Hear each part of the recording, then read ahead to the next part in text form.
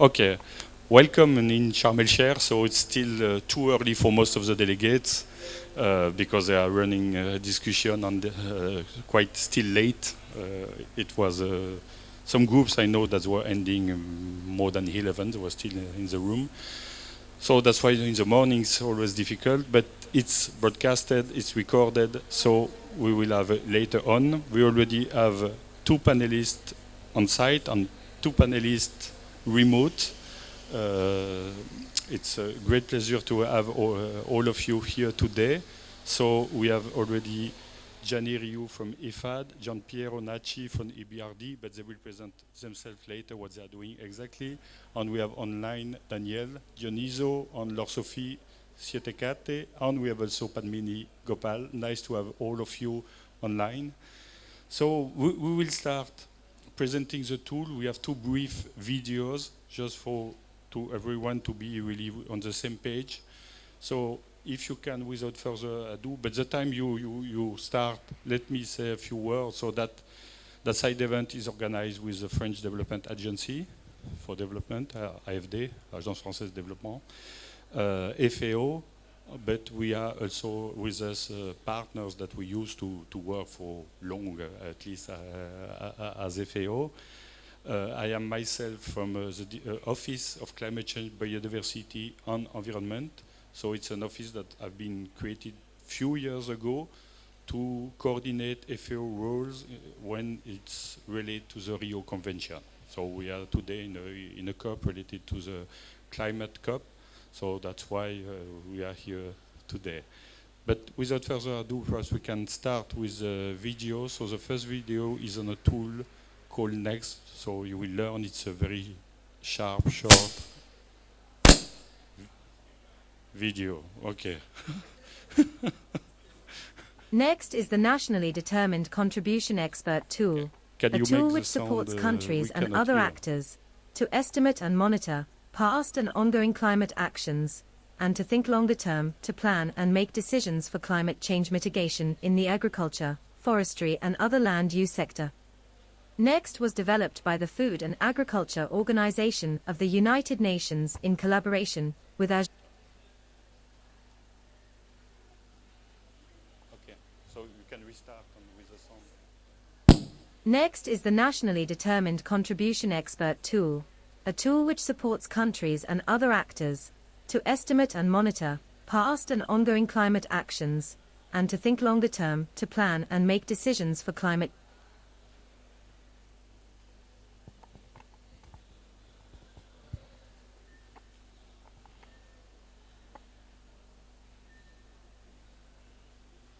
I guess the recording is on hold, correct? Yeah, I can see the red light. So when you want to disclose something, you look the light.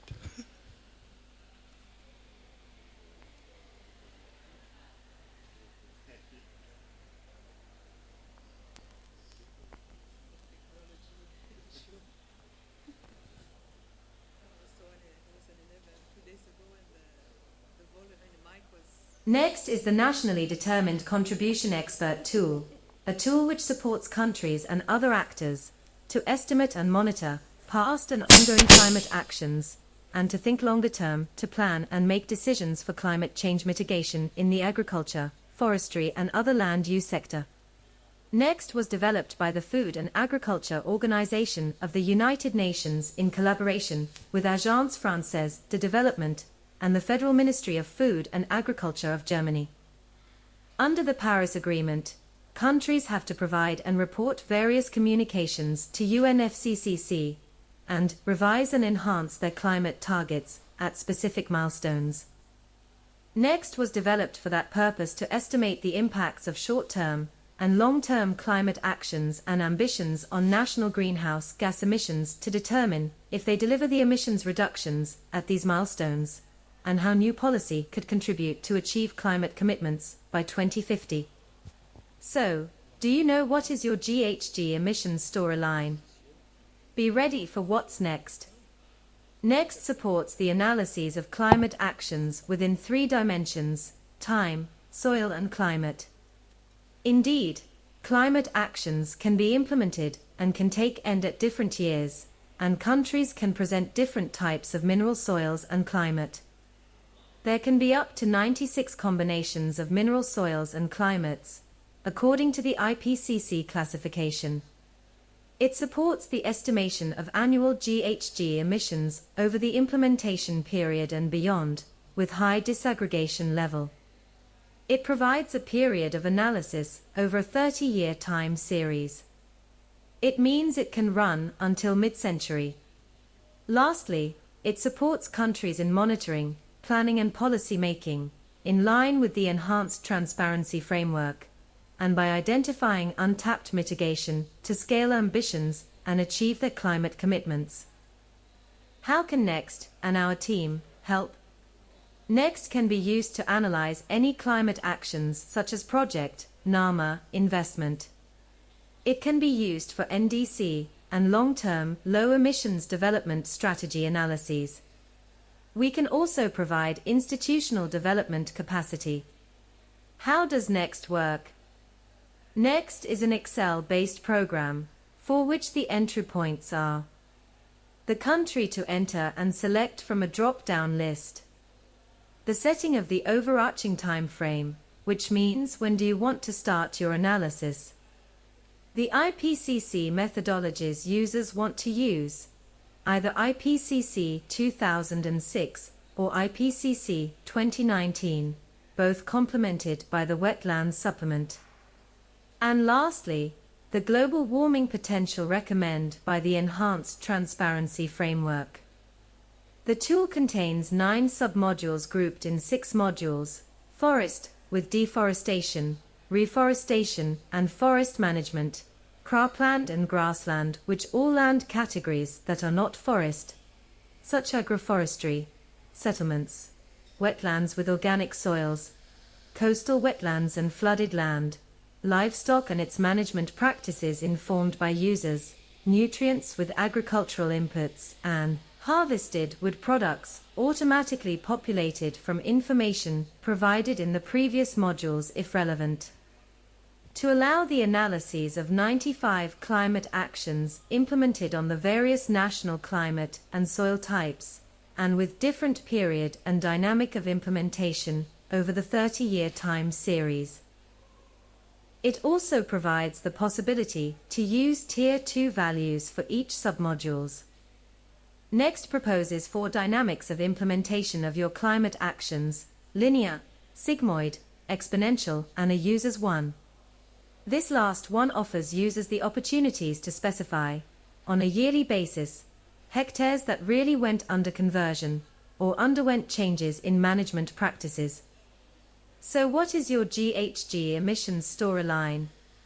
While the cumulated balance of your climate actions can show a constant decrease in GHG emissions reductions, or let's say an increase in the mitigation potential of your actions over the time, the annual storyline shows a complete different pattern and helps to understand where you are up to in your climate commitments for specific milestones, and what are the contribution of your actions and their associated gases. To conclude, what are the NEXT strengths? It provides a wide set of indicators such as annual emissions, forest carbon stock preserved, annual emissions per gases and per activities, the annual social value of carbon, disaggregated results per categories such as methane from enteric fermentation and emissions from harvested wood products, among many others. Thus, NEXT provides environmental indicators in line with those needed for national communications and some requested by international financial institutions. The user's dynamic, by allowing annual changes observed, supports the refinement of the baseline and/or information from ongoing and ex-post climate actions. It also allows to take into account values that were not previously anticipated when formulating the actions, such as a forest destroyed by fires or insects. And finally, NEXT allows for the monitoring and reporting of climate actions, improves the economic analysis of investments when integrating your GHG emissions storyline, thus the annual social value of carbon and the cost of abatement estimates. Okay, thank you. Thank you. Thank you. So it was the first tool. This tool is part of a toolbox, and we have several tools that are connected or will be more connected in the future. So this tool we have seen is specific for greenhouse gas calculation, so CO2, methane, and N2O, on a different level. So if you don't have any burning question, perhaps I will propose we go to the other tool, and you will see how they can complement each other, and then we can have a round of questions I have for you. So, can you already put the... Okay, wonderful. Thank you so much.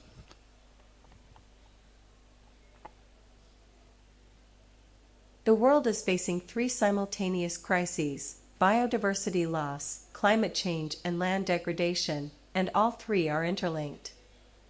That's why at FAO, together with our partners for sustainable development, namely the French Agency for Development and the German Ministry of Agriculture, we are developing a new tool called Adaptation Biodiversity and Carbon Mapping Tool, or ABC Map. ABC Map is a toolbox to holistically assess the environmental impact of national policies and investments in the AFLU sector. ABC Map is grouped in three main categories: adaptation, biodiversity, and carbon. Visually is organized in two panels, a baseline panel and a project panel. To use ABC Map, we start by identifying the project area on the map, along with the preferred resolution and discount rate. In this case, we'll identify the area of an agroforestry project in Côte d'Ivoire. After identifying the project area, we submit it for baseline assessment. After computing all the baseline indicators, we can start exploring the data to have a better understanding of the project area. The Adaptation Mapping tool provides climatic data, such as precipitation and extreme weather events, as well as geophysical data. This data provides a better understanding of the project area's climatic and geophysical challenges, allowing for better planning and adaptation of the project activities. For example, by choosing climate-resilient agriculture practices adapted to the area's specific profile. The next tool is the biodiversity tool. The biodiversity tool includes data on mean species abundance, land use, data on natural capital, as well as information on protected and key biodiversity areas. The mean species abundance indicator expresses the abundance of original species, including vegetation, for a selected area, and it ranges from 1 if the ecosystem is fully intact to 0 if it is gone. Another section in the biodiversity tool is the protected areas and key biodiversity areas. This indicator not only maps where these areas are, but it also provides their land use evolution. And this is important to show how effective the protection of these areas is.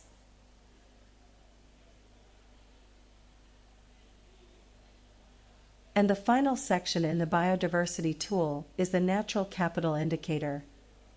This is an indicator that expresses in dollars the sum of all ecosystem services for the project area. This indicator is estimated from the Ecosystem Service Values database that we chose for being one of the leading and most comprehensive studies on the economic importance of ecosystem services.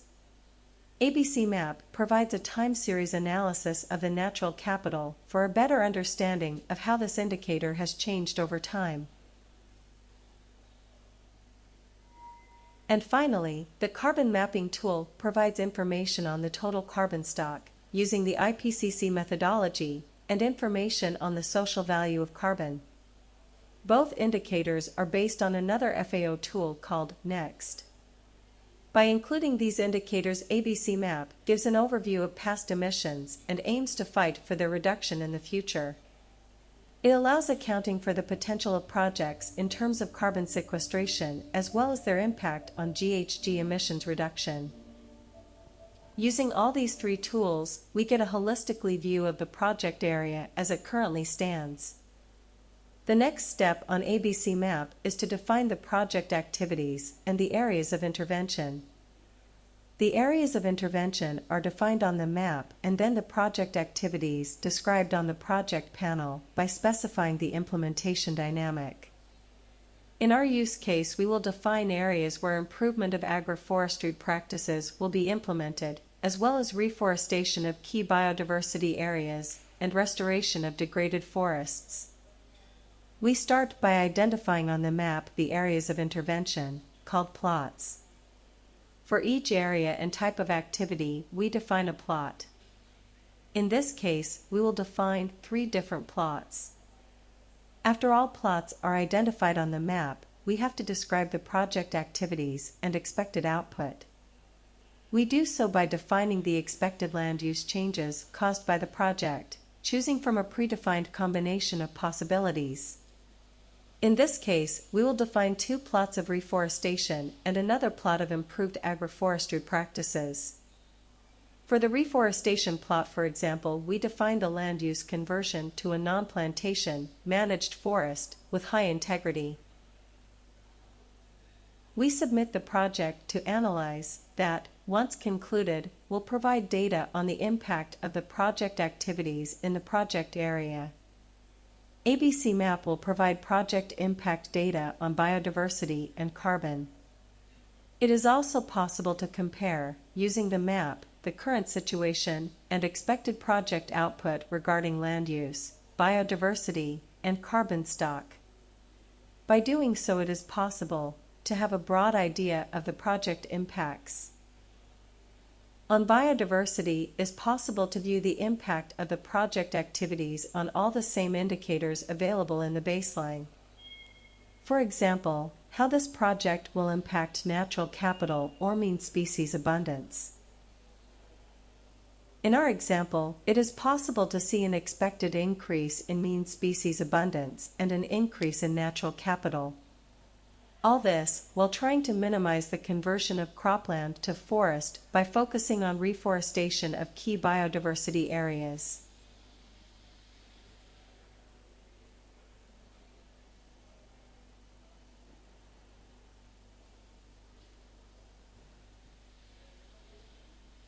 On the carbon tool, it is possible to have an overview of how the project will impact carbon stock and subsequently the social value of carbon.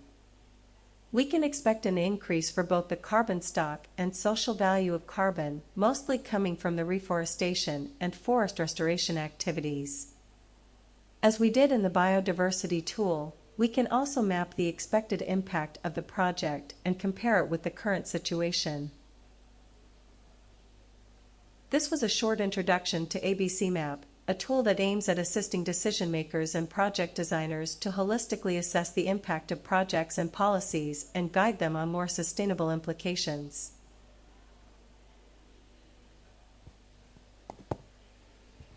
Okay. So, thanks for the team that have prepared those presentation. It was initially we wanted to have live, but we decided to have from the room because internet is sometimes not very reliable here.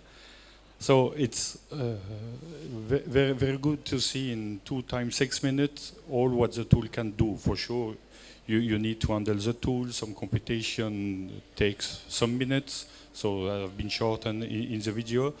But you can see 2 tools, part of the same toolbox. We have also another tool that is a NDC tracking tool to monitor the implementation and relate with the NDCs of the country. But perhaps now I will call the 2 panelists, and we have 3 panelists also on the screen. Gianni Rio and Gian Piero, please. And I will start with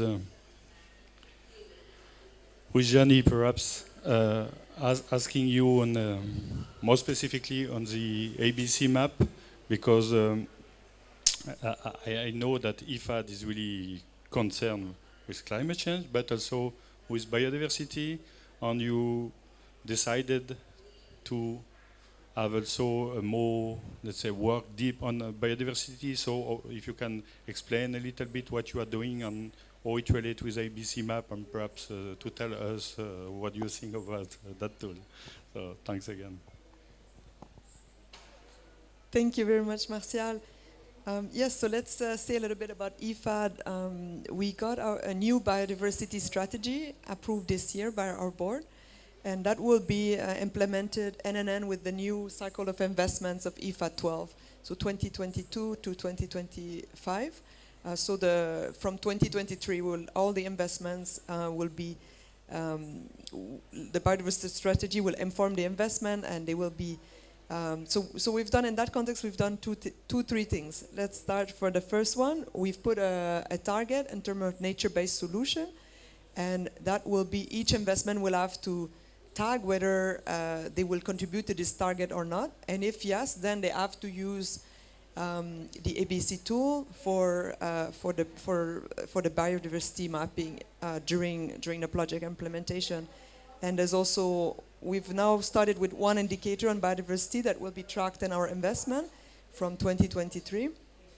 And later, when in 2025, basically the next, let's say, cycle, biodiversity will be fully integrated in the overall environment climate strategy. So we take a kind of a step approach.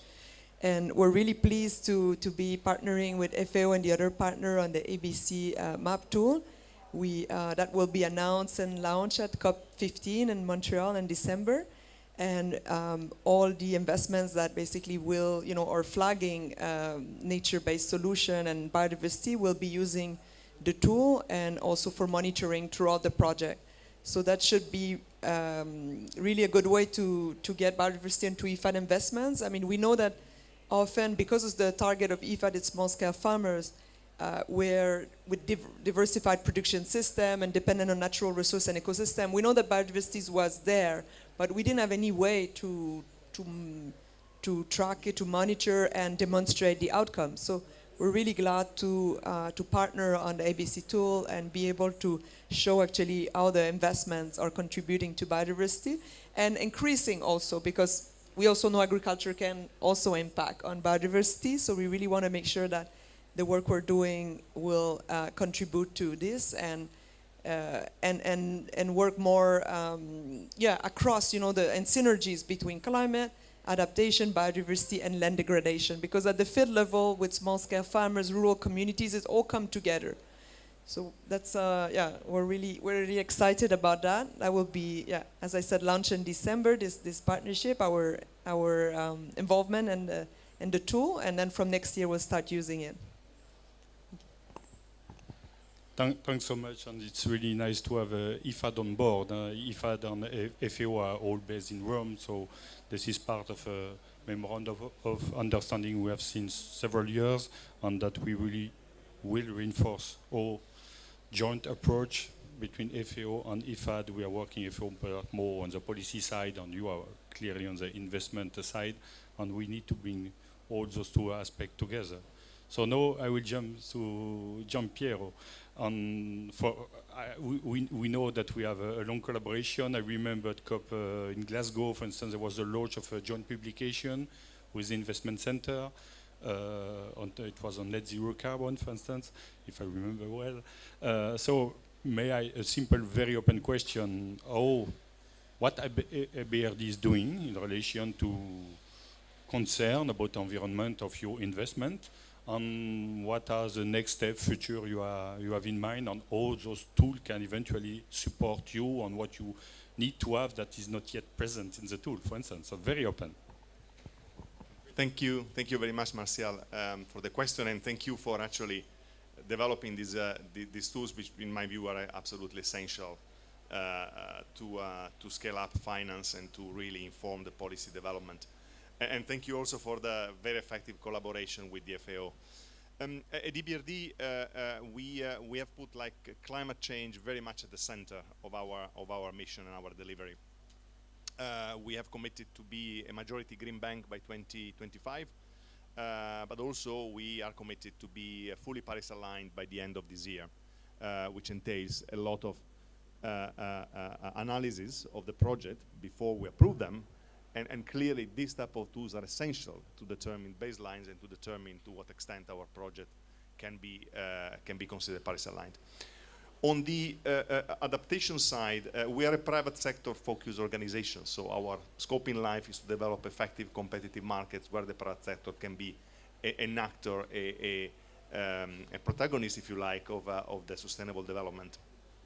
So in this context, adaptation for us has been always very important, but not very easy to implement, because it's not so easy to find a commercial angle associated to adaptation project. But at the same time, we are very committed to scale up our activities, and actually tomorrow we're going to launch our first climate adaptation action plan, which will introduce clear areas of focus and deliverables.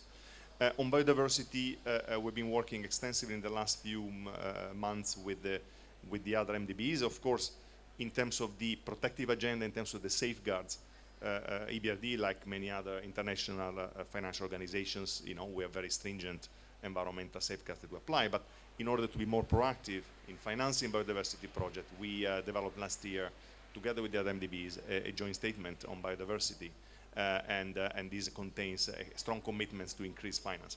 So in this respect, these type of tools for us are very essential, and I'll give you one example, and I can elaborate on more later on. This week we've seen the report from the high-level expert group, the Stern-Songwa report, which highlighted the need to move from individual projects to more, if you like, investment platforms, more aggregated investment platforms. These type of tools are essential to really bring together all the parties, all the partners that are needed in order to achieve these more systemic financial interventions. I'm talking about the policymakers. In this context, NEXT is a clear important input, but I'm talking also about the project developers, the investors, and as well as the financial sector.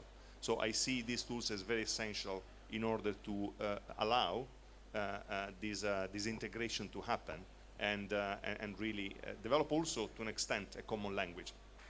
But I'm happy to elaborate later on how we see this tool in the application of these tools in real project. Thank you. Okay, thank you so much. Now, perhaps I will ask the panelists online on very simple question, because those tools are what you have seen. This is basically the first release, and I'm quite sure.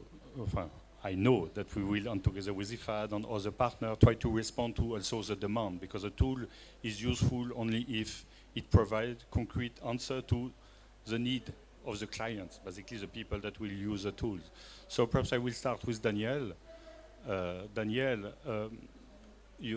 so we have seen a ABC map, how it is now, but if you can elaborate a little bit on the future of ABC map, what we already have in mind, with different partners. For instance, we have, I know with FAO per mil, we have something, but we are also working with other research institutions in the Netherlands. So if you can elaborate in 2-3 minutes, what are the next steps for next year, for instance?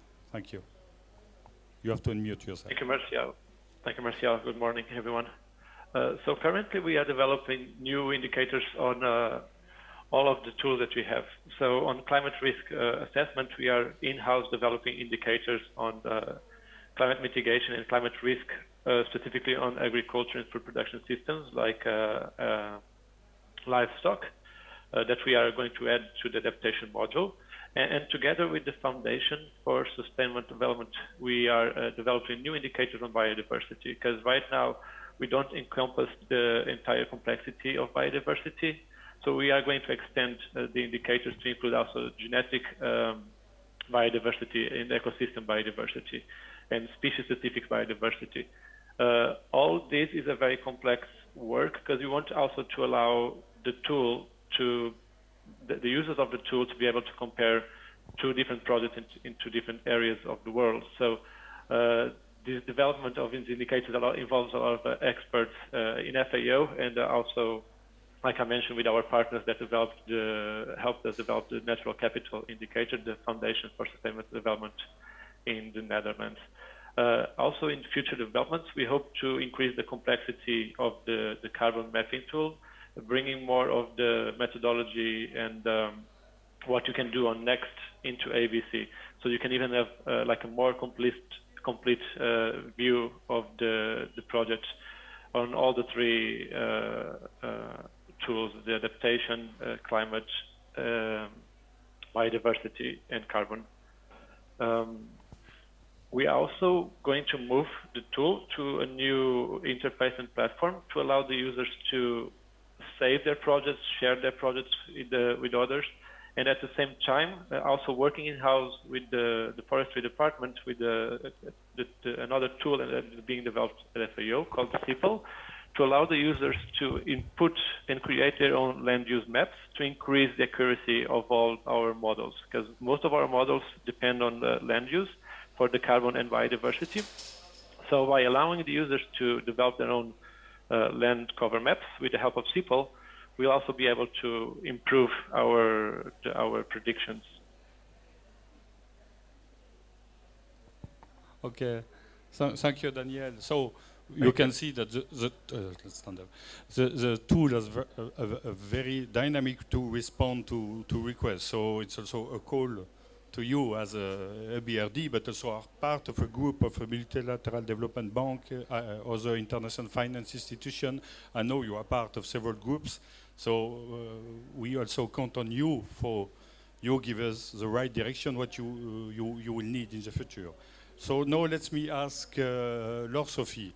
Laure Sophie, I know that you are really recently in a country doing a training in Ethiopia, and perhaps you can tell us what are the challenges faced by the country and how tools like that can support a country level.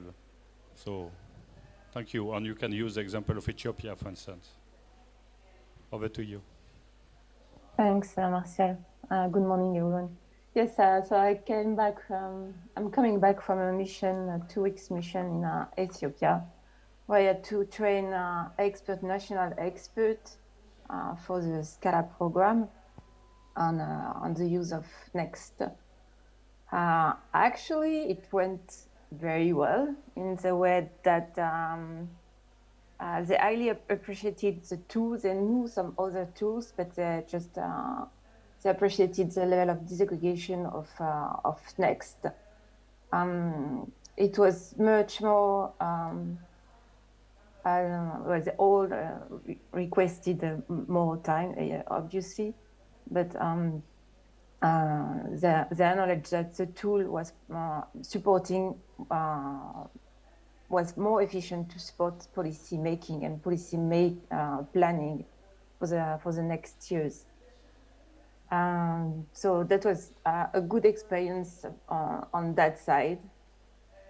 And yes, no, there's at national level, there was no. I guess probably it's only question of data. Probably that it's more difficult to find information, as we know, to analyze, to do some analysis. But there were willingness to really go forward with that tool at the national level and within the ministries. Thanks. Over to you. Okay, thank you for that. And it's always really good and to learn from the field, from the user, from the government, what they really need. Because sometimes we develop some tools, and when we realize that basically there was a lack of capacity, or we need to build the capacity, and we have some understanding that sometimes is not exactly what they were thinking. So we need a dialogue, a continuous dialogue when we will improve those tools. I have a question for you, Padmini, and I need my glasses. So, Padmini, can you talk about how Next can improve policies on NDC's ambition in the future? Because we know that NDCs, it's an ongoing process where countries will have to improve regularly their ambition, including more sector or within each sector. So any insight you can have on that aspect? So welcome. Thank you, Padmini. Thanks, Martial. I think the Next tool and really even ABC map gives a really good picture in terms of where countries' policies are currently at in terms of their impact on the environment. And also what needs to be done in the future in order to address their targets.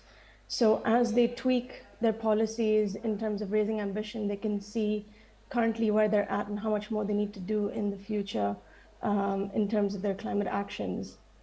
One case that we had, we recently worked closely with Philippines in order to assess what their agriculture, forestry, and land use change climate targets and DC targets impact was. And we did a preliminary analysis with NEX in order to see what the actual impact was in terms of the emissions that they planned to reduce and whether it was actually reaching the targets they were looking to achieve. And one of their targets was to essentially see if they could achieve a 25% emission reduction compared to their baseline, specifically to nitrous oxide emissions when it came to their nutrient management and the amount of fertilizers that they were using.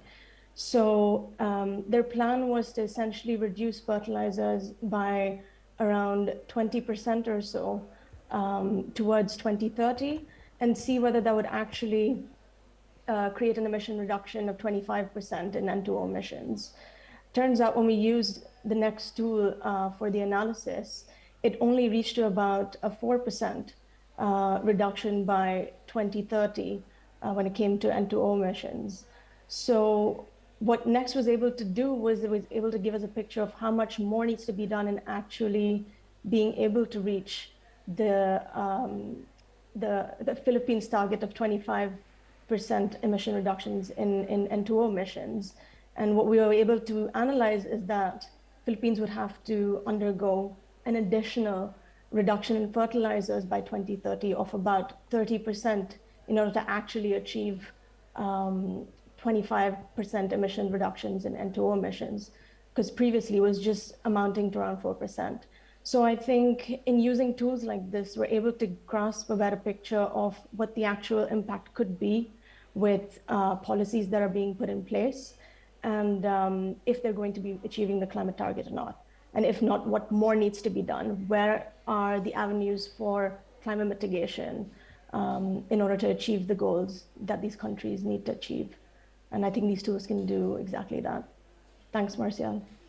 Thanks, Padmini. And you were really on the, let's say, policy side, and now we have Pascal Martinez that is joining us. So we need to create the link from policies or how to implement policies, and for that we need investment, action, projects on the ground. And Pascal, you were not here when we had the demo on for presentation on the tool, but I know that you know the tool, so it's fine, perfect. So I can ask you from the Jeff perspective. So I will ask to present you briefly on what Jeff is doing, and you see the value added of those tools because you are working on project. It can be national project, can be subnational, but what you need from your perspective to be efficient when you will have to implement your activities. So Pascal, over to you. Thank you very much, Martial, and I apologize for being so late. I had the meeting at the same time. Okay, so briefly, so we are one of the financial mechanisms of the convention. So for us, we receive money from the donor community to support projects in the beneficiary countries. So it's very critical for us to be able to capture the results of what we are doing. It's very important for the donor community. But the results in this, the AFOLU sector is particularly complex, certainly more than in other sectors. So it's very difficult when we receive many projects, and we need to capture the results of this project, and we need to be able to help countries to capture these results. So how we do that? We have the IPCC guidelines. It's a complex methodology. And the people who are doing the project concretely or elaborating the project may not have the knowledge enough to be able to assess the results of the investments or the expected results of these investments. So we really need to have this kind of tools which can be easy to use and which respond to the methodology of the IPCC, of what is really the science of the climate, to be sure that we can report not only the beneficiary countries can report these results as their own results from their project, but also us as Global Environment Facility to be able to report to the donors also all what we achieved with the money they give to us. So it's very important on these two aspects. The fact that the tool which can be easy to access, easy to use, and be able to report on what is expected for the convention and for the donors, I think it's very important. And for what I know of these tools, they developed that we were speaking now, and these basic principles are there. So that's why it's so useful for us. And I'm not sure there are so many other opportunities. So for me, this is something that we are looking at very closely, because when it comes to a moment, the countries come to us saying, hey, what do you advise, or how can I measure the result that you're looking for? We need to be able to answer to that question. And this is, very handy, very simple to answer, not simple to implement, but at least we have something that we can respond to the need that is expressed by the country. So very in a nutshell, what we are expecting with these kind of tools. Thank you. Thank you, Pascal, for elaborating on that. And indeed, it's for us also it's very important to have your feedback, because you are the financial mechanism. You remember that. So all what you will also do is look at by the other, like other IFI, MDBs, financial institution. So this is very important. And that raised me perhaps a question to the three of you, because you are Jeff, you are BRD, you are IFAD, you are really complementary, I would say, because financial mechanism, you have also the private, the investment aspect, and you are supporting the smallholder farmers. So, a tool like that, for instance, or those two tools can help to connect you. Is it something that can be very useful? Because you were mentioning you need to report, you need to report, you need to report. But at a certain point in time, I guess we need some kind of harmonization. So, what are you doing in your own level, trying to harmonize with others? Is it something you are considering or not? So if you have some thoughts. Thank you, Martial. That's a very good question. Yeah. I think, from IFAD side, we are coming into this, enhancing our work on biodiversity. So definitely we look for partnership with the GEF to increase, country support on biodiversity investments. And I remember from the GEF replenishment that was very successful, 40% of the resource was for biodiversity, so it's quite substantial.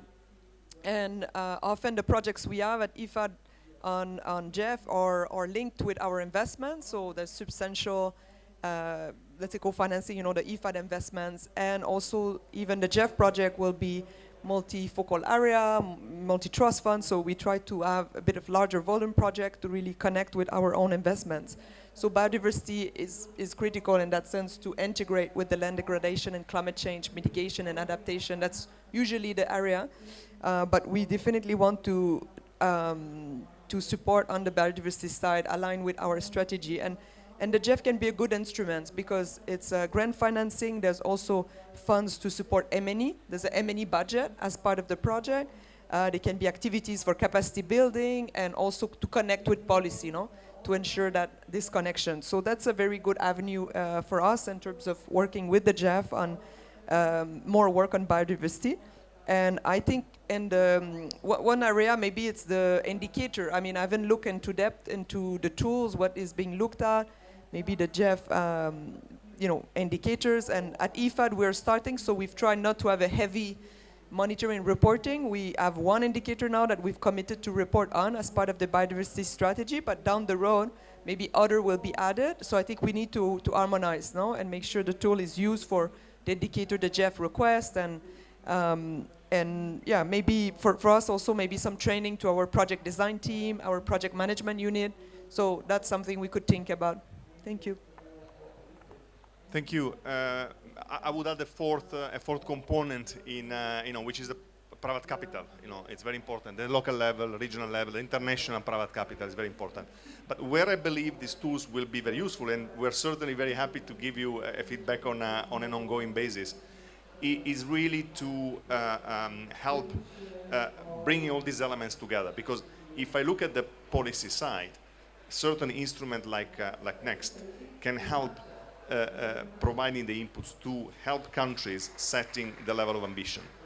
This is often the problem, because when it comes to climate finance, the problem is not so much the supply of finance, but it's actually the supply of projects, or bankable projects that we can support. So in this context, these type of tools can help countries determining, setting the level of ambitions, ultimately undertaking cost-benefit analysis of what is the cost and the benefits of each action, or also inaction, and in this respect, providing a clear signal to the markets, to the project developers, to the investors about the potential investments. When it comes to the financial sector, I see a major role of this type of tools to help reducing transaction costs. Ultimately, in the financial sector, what we do, we price risk. So, clearly, the more we know, the more information we have about the risk profile of the investments, the more we can reduce the transaction cost, but also bring in the private capital. And particularly when we can link the risk with the actual expected benefits, as also Pascal was mentioning. And the final point I want to make here, which is also an element of integration, is also using this type of tools to, I don't like to talk about innovative finance, the word innovative is a bit abused in this space, but certainly to look at how financial instruments can evolve. I'm thinking about instruments like sustainability-linked loans or sustainability-linked bonds. Clearly, you need instruments like this to set up baseline, but also to anticipate what the results can be. And this is also a way to integrate our role. So the GEF providing the funding, for example, for capacity building or project preparation. We work, with the big aggregators and let's say with the private sector and organizations like IFAD, linking with the actual organization in the ground. So ambition, risk, and I would say financial innovation. Let's use this word. Thank you. Thank you. When it comes to harmonization, of course, it's always something complicated because we have all our own agenda. We are all our clients or counterparts. So it's not something easy. And at least since not so much time, maybe 1 year ago, we are working with the other climate funds in a platform to harmonize our process and at least to discuss on what we are expecting, what we are reporting on, and so on. And this is, I think, a very positive work, because through this kind of work we are trying to harmonize our work. And but this is only on climate side. And when it comes to integration, which is the DNA of the GEF, because GEF is a financial mechanism of the 3 Euro Convention. So at the core of the GEF, there is this idea of integrating the different components of the environment. And I think it's very interesting to look at how the GEF has been evolved in the times, because since the last GEF cycle, GEF 7, so 4 years ago, we introduced what we call core indicators. And these core indicators, I think it's a good 11 core indicators. And so it's a quite simple way to capture all what we can capture in terms of environment and to report them in an easy way. So somehow it could be interesting to look at these core indicators that the GEF has developed, because when Jenny was mentioning about the biodiversity, we have this kind of simple way to capture biodiversity. We can go further anyway, but I think it's this set of indicators are interesting to look at when we want to harmonize. And also we have this mandate from the convention to the CBIT, Capacity Building Initiative for Transparency. And I think this is a good also a way to enhance the harmonization, because we have the same tool, the same process to all the countries. So the way it is implemented with the countries can help harmonize also between the countries the way they report, and that's why this kind of tool for the CBIT, I think it can be very, very powerful because it's complete, it's easy again to use, and it can make that all the countries can report the same way, the same kind of indicators. So also it's a factor of harmonization. So yes, we are working on it. It's not easy, but it's something that we have clear in our mind to continue developing in the future. Thank you. Thanks so much, and it was very complimentary answer on the harmonization side, that it's not only within an institution on different aspects, climate, biodiversity, among all the different institutions, with also more diversity of clients, and also we can, there was not here today, but we have private banks also, that national private bank, that most of the time they're very small project, so they need even more simple information. So thanks to all of you, and perhaps to link with what is happening here, it will be my final words. Tomorrow, Egypt, as a COP presidency of that COP27, will launch an initiative on agriculture, so food and agriculture for sustainable transformation. It will be high-level events all the day long, starting from 8:30 to 6:15 in meeting room 20, because we have 2 room 20, so meeting room 20. And I know that most of you will be in that day. IFAD is organizing a session on climate finance innovation on de-risking and agriculture investment. So de-risking, so directly in the topic. The day will start so with the launch of that initiative. On that initiative, you have 3 pillars: policy, so how to develop and the ambition and to support the inclusion of agriculture of all the sector within the policies, because you will never invest if you don't have the policies supporting you in front. And Padmini was clear on that. Those tools can help on that. There is a pillar on knowledge data, where there is also a subcomponent on indicators, metrics, and those tools can be useful also. We need to see how we can really deliver with those tools your GEF indicator, your BRD indicator, your IFAD metrics, and you were mentioning one on biodiversity. So this is something we need really to adequate the tool to your needs also, and we hope that will help on the harmonization. So I want really to thank all of you being present today. I know it's challenging. Pascal, you were in another meeting. We are all struggling. The agenda here is very, it's, let's say, fuzzy, floating. So we need to adapt. We need to adapt. And I guess perhaps adaptation, you were mentioning that at the beginning. This is a request for most also future investment, or to what are the indicators for adaptation. This is certainly the part we have to develop. We have for mitigation, we have IPCC, we can simplify, but we have already some say. For biodiversity, next COP15 in Canada, where IFAD will announce present your biodiversity strategy and the indicator you are using, would be also an important step. So let's stay tuned on the international agenda, but also on the ground agenda, on how we connect that through you guys with investment and finance flowing, but developing the right tool to support the right development of policies. So thanks again to all of you.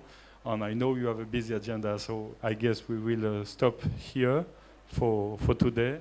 And thanks so much also panelists online. It's quite stable today, the internet, so you see the COP process is improving. So thanks so much.